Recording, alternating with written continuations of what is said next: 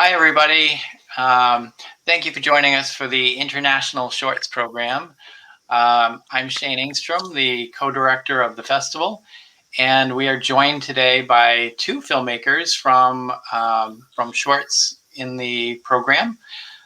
We have Thiago Kistenmacker from Rio de Janeiro, Brazil, with the film Memoirs of the Non-Existent Me. And we have Hannah Nyo from Perth, Australia, um, with the film Tribunal.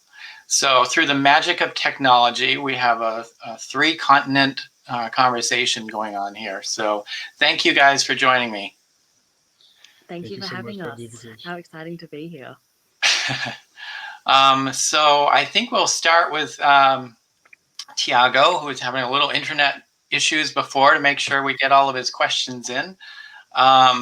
So certainly Memoirs of a Non-Existent Me was a very powerful film for us. The Film Festival Committee really loved it and thought it was very powerful. There were several scenes, and some of the most powerful scenes for me were in the bedroom when the young child met her older self in the mirror and had that kind of connection through time.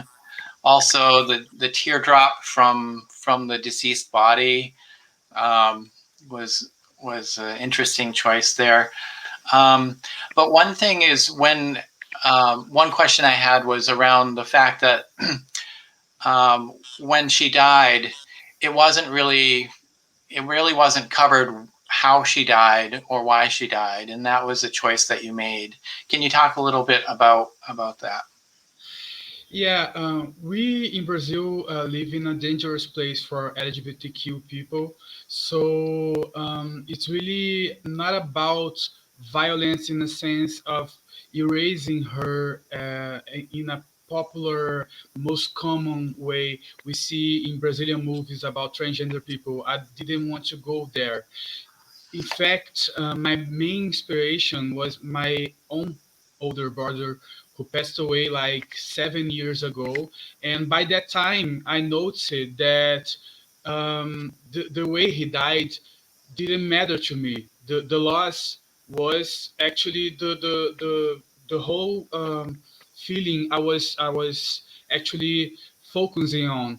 And by that time, I actually got to see that people would remember him as different persons. Like everyone had a different memory of him.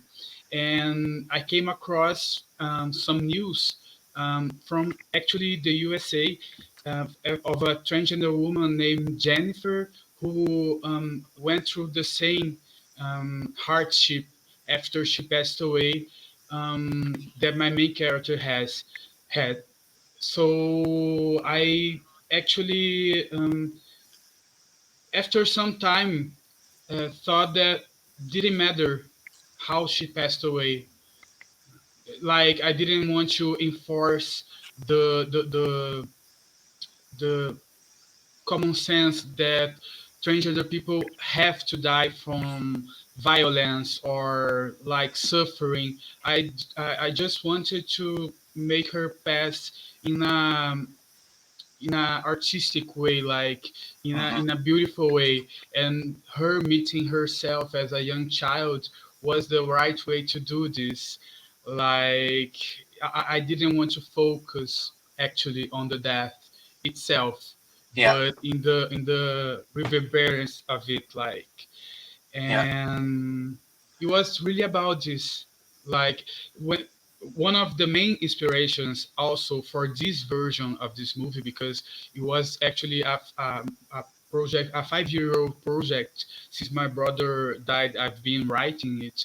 It was actually the deputy Marielle Franco. I don't know if you guys heard it in America, but she was a black uh, queer deputy that was shot to death. And it was a really scandal because it was a political death in every sense of the word. And the attempt to erase her didn't actually matter because her image grew stronger. She's Mhm. like even more popular now, and it really got me thinking. Like it didn't matter how she died, how they were so hurtful to her. Her memory will live on. Like Yeah, it was all about that. that's great. Um, so that makes sense that part of the inspiration for this was about a trans woman of color who was killed in the U.S. because the violence against the trans community in the U.S. is pretty horrific right now. Is the situation just as bad there in Brazil? Well, I can answer this question by telling you guys that we have the worst president in the world right now. So, That was going to be um, my next question.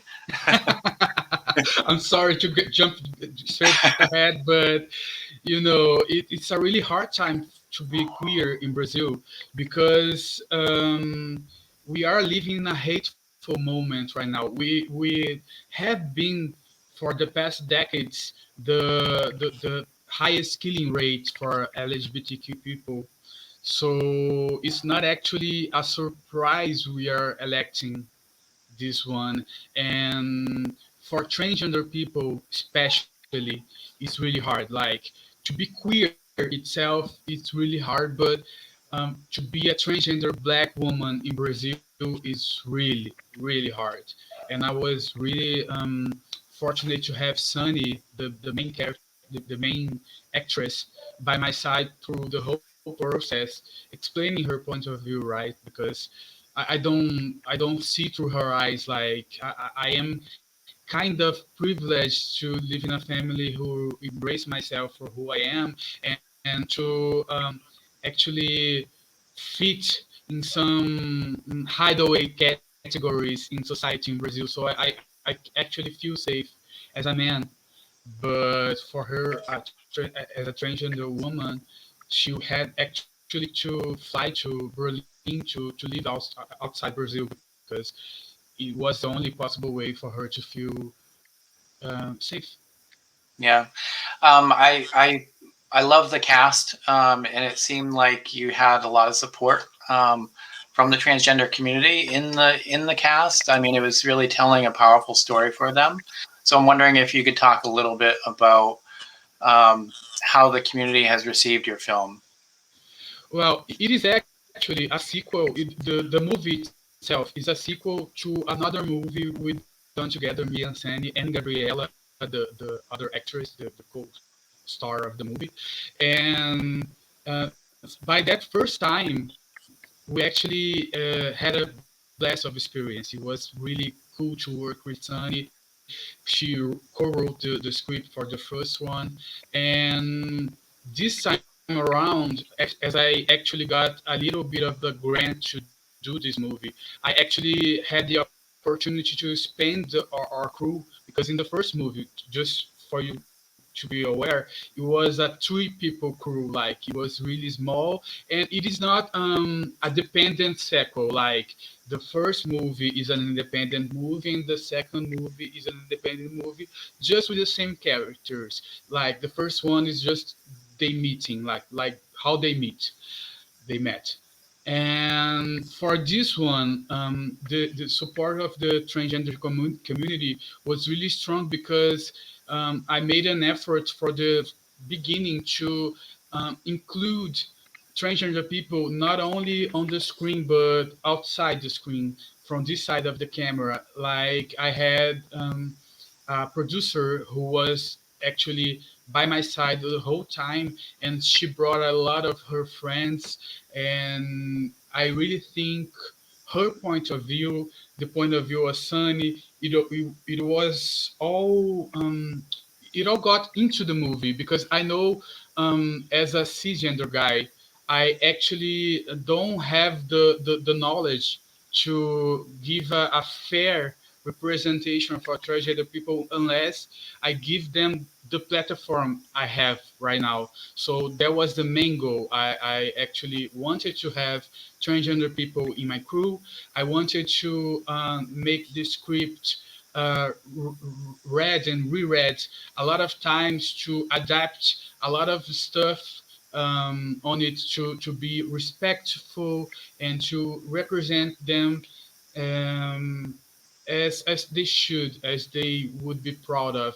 And by the end of the whole process, while we got to have one public screening in Brazil, the reaction from our transgender friends who got to see the movie was just like so. I get chills from it because I remember specifically one guy coming up to me and telling, "Oh, that story happened to a friend of mine, and I got to see that happening to her, and I got to bury her after her family moved on. Like we got to make a second, I don't know how to the word, Funeral service or yeah, funeral. We had to do a second funeral hiding from them, and now I see that on the screen, and that made the whole thing like wow. really come around because you know it was for them, it was for people to be aware of this unfortunate, aggressive situation that usually happens still in Brazil, Yeah. and we got success on it. I'm really happy. I definitely agree. Thank you for bringing the film to us. Is there a part 3, or what are you working on next? Well, I always joke with my main actresses that we really would like to have a part 3, but now that Marina is gone, I don't know how to move on. Like I don't know how to. Maybe I can do a backwards, like before the memoirs, but I still want to work a lot with Sunny. I still want to work a lot with Gabriela and the producer on this movie, which worked with me, who worked with me, actually got to work with me again with another movie we shot this year, and I want to take them for the rest of my life. It was a real honor, and thank you so much for the festival to bringing us to America and all the people who get to see our hard work, our independent work. It really means a lot to us. Well, we are honored to show your film. Thank you so much. Thank you. So now let's turn to Hannah and talk a little bit about her film Tribunal. Hannah, you're the producer on the film, correct? I am, yes, and it was so lovely to hear you talk about your relationship, I guess, with your team, Thiago. It is such a special thing to like find people that you want to make things with, and I found that especially, I guess, of the Tribunal team as well. So, it's great that we get to like tell these stories with people, like with your friends, in a way. It's It's so family, right? great. Yeah, yeah. Thank you. So it seemed like Tribunal was also a film that was kind of based on something in history, something in the past, something that happened to people in the LGBTQ community that they have to react to. Um, in this case, was it based on a specific case, and also like what time period was it intended to cover? Yeah, so we were in our research phase just looking at this situation that just happened to pop up or resurface in the news in about 2017, oh no, sorry, it'd be 2018, 2019 that we saw these articles pop up, and they were referring to, I guess, the early 2000s that this was happening. But during our like R&D phase, we brought in like translators who and other people who worked in the Department of Immigration who said that this was still going on, and that was like a year or two ago now. So yeah, it's covered the last maybe 20 years and seems to be something that is still ongoing that no one really talks about. Yeah. Yeah. I mean, that's really incredible that it is still going on today, because I mean it almost had the feel like, oh, this must be something like, you know, old in the past, it must be like 10, 15 years ago at least, but but to hear that it's, you know, it's still an issue, and that they're still being asked these like strange, like Western, like gay culture questions, to prove that they really are endangered in their own country. It's just incredible. Yeah, Um, we had the translator on set a couple of times, and it was quite incredible because she sat near the split with the director just to watch everything. And even though we were doing the same take over and over again, she was really like emotionally affected by it and would like cry just because it was so, I guess, true to her experiences as yeah. well. So yeah, that main character, we drew a lot from the people we worked with.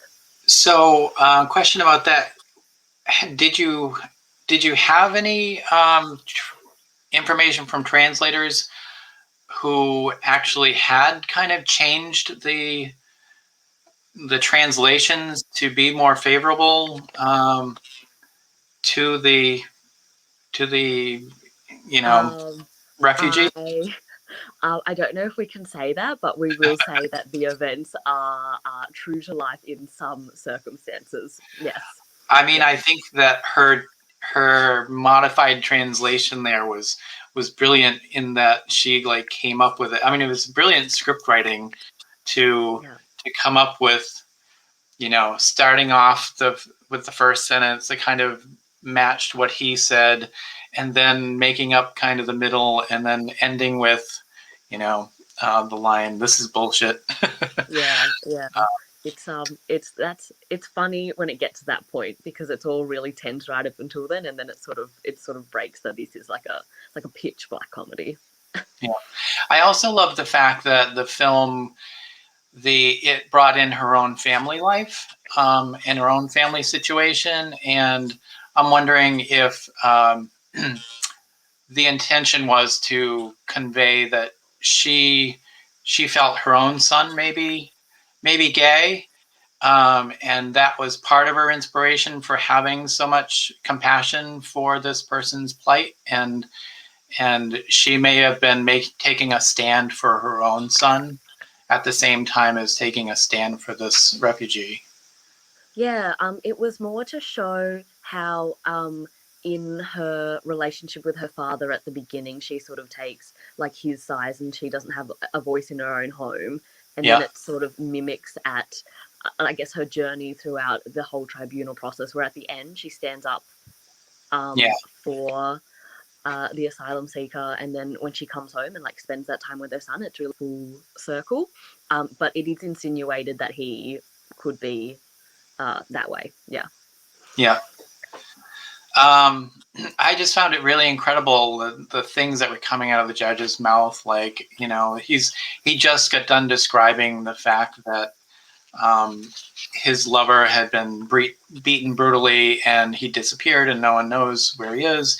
And the judge comes back with, "Well, you have no compelling evidence that you would be in danger." It's just Yeah. like, it's incredible.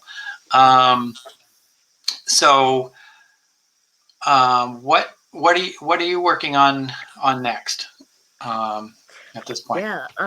So I work very closely with the writer of Tribunal, and Hmm. he and I have just come out with our first series.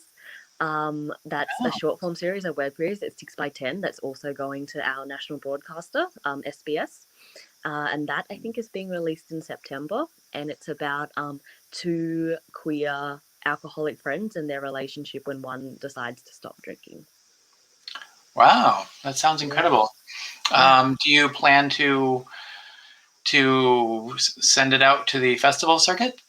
Yeah, absolutely. We've just put it into Series Mania, and then we're sort of looking at what uh what we're eligible for that, since we haven't technically been broadcast yet, and then where it goes from there. But we're hoping it goes far, and it's also another really like special show, and we're so glad it came off the back of the success of Tribunal, really, and how much people loved that one. And even though they aren't very tonally similar, I think AB, who's the writer's voice, really comes through. And yeah, Hmm. it's an exciting time for us. It's like our second album phase, if you will. Yeah, exactly. And it seems that, you know, in the current environment with with everyone locked down so much and watching things at home, that series have become so much more popular. We're actually showing a series as part of our festival, and last year we showed the series Rurangi from New Zealand, so I think it's a great area to be getting into. Yeah. So one last question for both of you: how has the pandemic affected your productions and your work? Maybe Hannah first. Sure. We're quite lucky through like 2020 that we were in development on a lot of things, and then 2021 Australia has just been a great place. Yeah. I'm not sure if you, I'm not sure how far it reaches, but everything's pretty much open, and it has been for maybe like 6 to 8 months. So we are pretty much full steam ahead with a couple of like sanitary precautions, but otherwise we're experiencing normal life. And I know it's incredibly busy in Sydney because like all of Hollywood has moved here, and Yeah. that's what they're filming everything over there. Yeah, so it's been a difficult time, but we're picking up again, and yeah. Great. What about you, Thiago? Probably a different situation there. A whole different situation. I don't know if I mentioned, but we have the worst president in the world. So the pandemic is hitting really hard. Like I don't want to bring the mood down, but we actually got 500,000 people dying from COVID in Brazil. So and our vaccination program is like a mess. I don't know. I'm 30 years old, and I don't know if I'm actually gonna be vaccinated by September, like the first shot in September, and I don't know. It is all unclear. As far as production, as I actually live with my family, so um, I actually produced a short movie this year, and it was a very difficult challenge because I was so scared for them. But I actually got support from some clinic from some clinic. I must clear that up. From our state university, who is still fighting for us. Like is we are about to close our state public universities, but our public university supported our movie, like testing the whole crew, testing our our cast, and we got to shoot a little bit more safe because everyone was tested, and also I was actually spending my whole payment as a director, producer, editor, and writer buying masks and alcohol for people to be safe. So it was actually a sacrifice of my own wealth for this project itself, because it needed to have the support to everyone to be safe. But it's a challenge in Brazil Yeah. because we are actually not facing lockdown. We are criticizing pandemic measures like social distancing. We are promoting parties and everything that's wrong. And when you have a crew with 50 people working and we don't know where they have been for the last 15 days, it Yeah. is really scary to put them all together. So I was really strict to it. My contract was really straightforward, like everyone has to quarantine, and it's just Yeah. confusing times. I'm sorry to No, open our situation. no, thank you for sharing that. I mean, it's very interesting to have this conversation to see the different experiences around the world. So, so thank you both for sharing your stories with us and your films. We really appreciate it, and we wish you all the best with your future endeavors. So, and if you, whenever you have another film, make sure to send us a copy. We will All do. right. Thank you so much for having us. All right. Thank you. Bye. Thanks.